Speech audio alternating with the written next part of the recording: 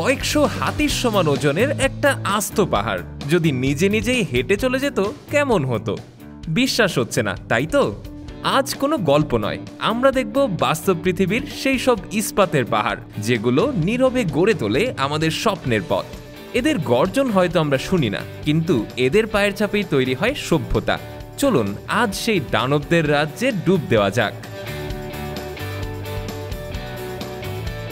Video শুরুতেই দেখুন এই দানবের মতো দেখতে গাড়িটাকে।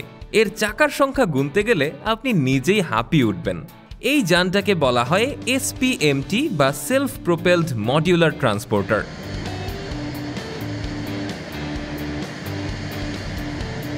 সহজ ভাষায় এটি একটি চলন্ত রাস্তা, যার উপর হাজার হাজার টন ওজনের সেতুর এক একটি অংশ বা গার্ডার বসিয়ে দেওয়া হয়।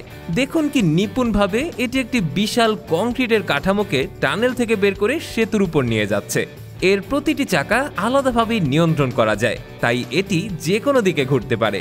এই প্রযুক্তির কারণেই আজ এত বড় বড় সেতু বানানো সম্ভব হচ্ছে। পদ্মা সেতু বানানোর সময়ও কিন্তু এমন বড় বড় মেশিনই ব্যবহার করা হয়েছিল।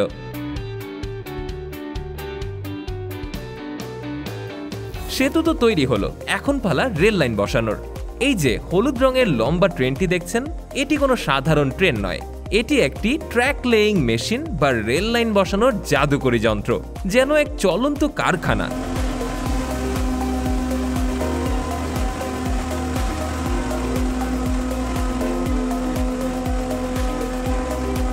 এর পেছনের বগিগুলোতে কংক্রিটের স্লিপার বা পাটাতন সাজানো থাকে। একটি ক্রেন সেগুলো সামনে এনে নির্দিষ্ট দূরত্বে একটার পর একটা বসিয়ে দিচ্ছে, আর এরপর কর্মীরা লম্বা লোহার রেল লাইনগুলোকে সেই স্লিপারের উপর বসিয়ে ক্লিপ দিয়ে আটকে দিচ্ছেন। ভাবুন তো, দিনে শত শত মিটার লাইন এভাবে কত সহজেই তৈরি হয়ে যায়।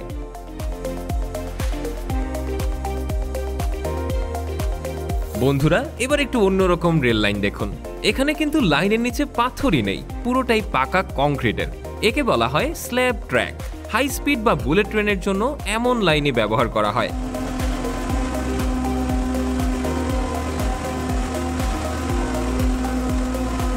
এই হলুদ যানটি দেখুন, এটি টানেলের ভেতর দিয়ে প্রায় 500 মিটার লম্বা রেল টেনে নিয়ে যাচ্ছে। এর বিশেষত্ব হলো এটি সাধারণ টায়ারের চাকা দিয়েও চলতে পারে, আবার রেল লাইনের উপর চলার জন্য এর ছোট লোহার চাকাও আছে। আমাদের দেশের মেট্রো রেলের লাইনের কিছু অংশ কিন্তু এভাবেই তৈরি করা।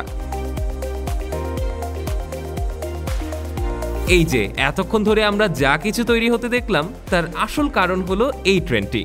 দেখুন, ঝড়ের গতিতে ছুটে চলা এক আধুনিক হাই স্পিড ট্রেন। এই নিখুঁত আর মসৃণ রেল লাইন তৈরি না হলে এত দ্রুত গতিতে ট্রেন চালানো কখনোই সম্ভব হতো না। ভাবুন তো, একদিন আমাদের দেশেও এমন গতির ট্রেন চলবে, ঢাকা থেকে চট্টগ্রাম মাত্র 1 ঘন্টায়।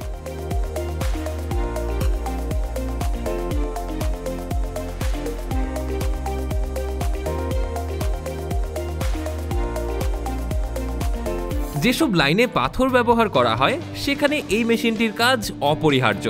একে বলা হয় ব্যালাস্ট স্ট্যাম্পিং মেশিন, আর এর কাজ হলো রেল লাইনের নিচের পাথরগুলোকে ঠিকঠাক জায়গায় বসিয়ে দেওয়া, যাতে লাইনটা শক্তপোক্ত থাকে আর ট্রেন চলার সময় কাঁপুনি না হয়।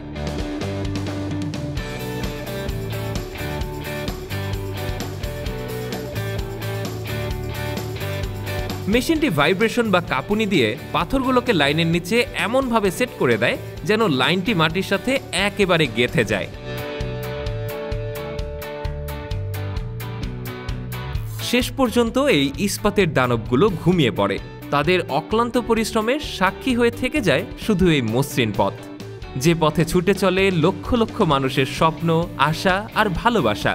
এর পরের বার যখন কোনো ট্রেন বা গাড়িতে চড়ে লম্বা কোনো সেতু পার হবেন, এক মুহূর্তের জন্য হলেও জানালার বাইরে তাকিয়ে ভাববেন, প্রতিটি পিলার, প্রতিটি স্ল্যাব, প্রতিটি লোহার পাতের পেছনে লুকিয়ে আছে এমন হাজারো ঘন্টার পরিশ্রম আর প্রযুক্তির অবিশ্বাস্য এক গল্প।